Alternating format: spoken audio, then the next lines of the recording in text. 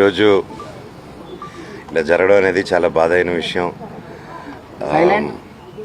చాలా గొప్ప అయిన, చాలా పెద్ద అయిన greatest actor in India.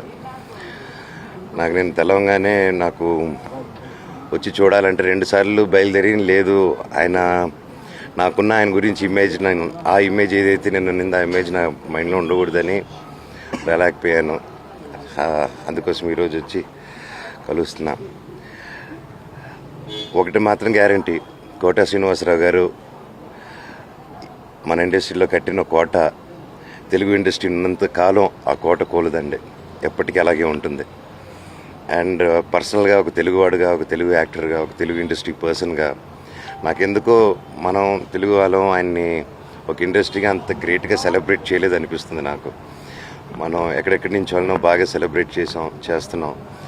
And మన కూడా ఉన్న ఇంత గొప్ప లెజెండరీ యాక్టర్ని ఇంకా గొప్పగా సెలబ్రేట్ చేసి ఉండొచ్చు. అండ్ అంటే నేను కూడా అందరం కలిసి అనిపించింది. బట్